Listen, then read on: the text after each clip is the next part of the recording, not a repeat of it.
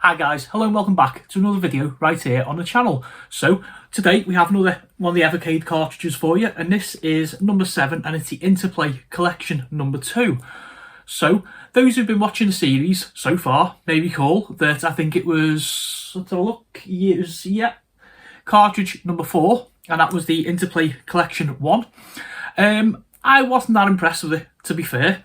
This one comes and it's got 6 more games on it. Thing that gets me straight away, I think it's lazy. Okay, so we got Claymates, we got Earthworm Jim 2. Earthworm Jim obviously was featured on the first one. We got Clay Fighter 2. Yeah, you know. Okay, Prehistoric Man, Rad Gravity, and The Brainies. Okay, so that is what is on this one. So, showing you as always.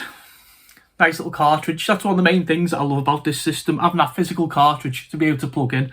Takes you back to the old days, doesn't it? The good old days. Okay, so there is our booklet. Again, say it every episode, it's lovely to have an instruction booklet, isn't it? So it says, about Interplay. Since 1983, Interplay Entertainment has developed and published hundreds of highly regarded games and has produced and licensed titles for many of the most popular interactive entertainment software platforms in the action, arcade, adventure, stroke, RPG, strategy and puzzle categories. The portfolio says includes Battle Chess, Clay Fighter, Earthworm Jim, MDK and Sacrifice, amongst others. They also hold the rights to many former Virgin Interactive and Titus Interactive titles, of which we may see today. Okay, so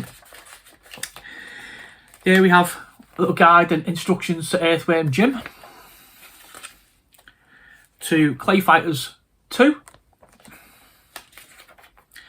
to Claymates, which is also made by the same people who do Clay Fighters, so make of that what you will. Puzzle game The Brainies,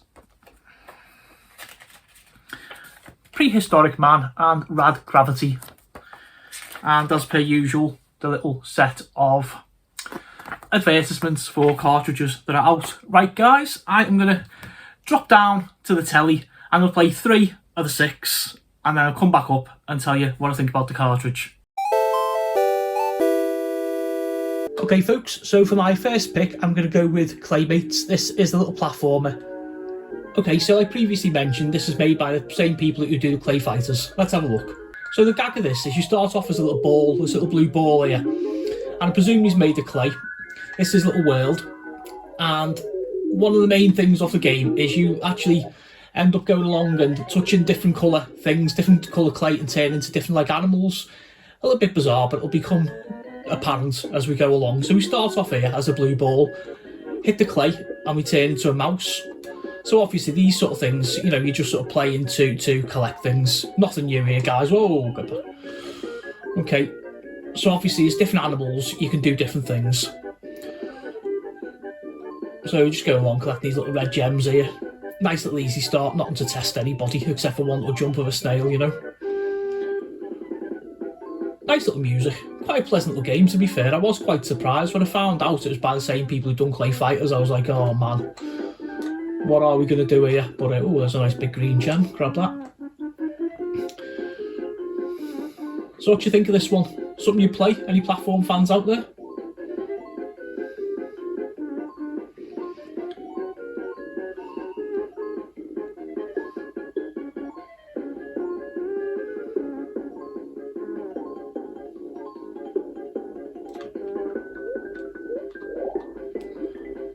Okay, so we're up now, back onto the main ground. We can't jump up there. What the heck? Touch a Sonic with the rings. Still never ceases to amaze me, the, you know... Oh, there we go, we change again. Yeah, the influence of Sonic the Hedgehog actually had on all these platform games. So we're now a cat. Says the end, I very much doubt it. We've got much further to go yet. Okay. And we can obviously attack as well. Don't know what that cloud does there. Don't really want to find out, to be honest. It's probably not going to be good. And what have we done here now? We change back to our little... Oh, good job. Okay.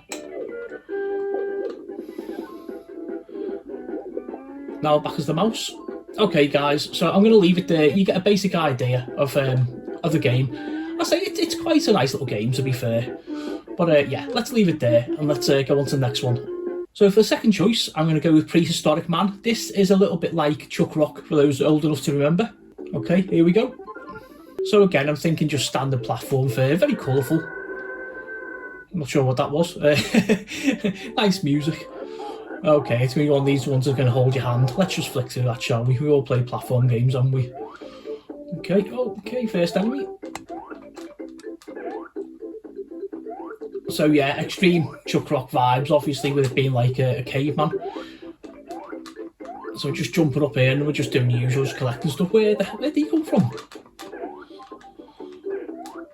Okay, another one of his little friends here. Hello, lad. Let's try and get you more action. Yeah, whatever, mate. If you give me that spear, it might help save me jumping on top of things. Okay.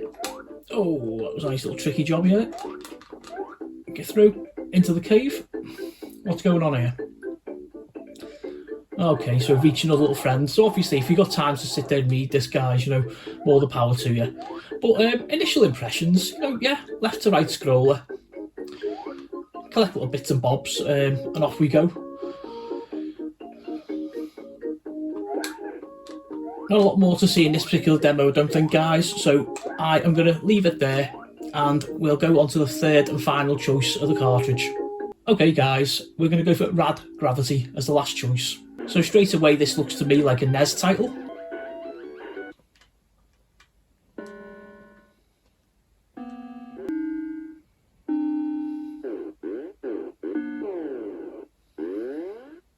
Yeah, so looking again, like I say, the graphics, little side scroller. I'm not 100% fussed on this, to be fair. It's just one of them, you know, crazy little kind of go along, avoid everything, kill things. I'm not even sure what we're collecting, to be fair. I'm sure there's like a story to it.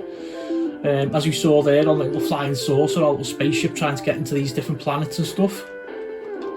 Let's go in here and have a look what's going on. Okay, so straight away we see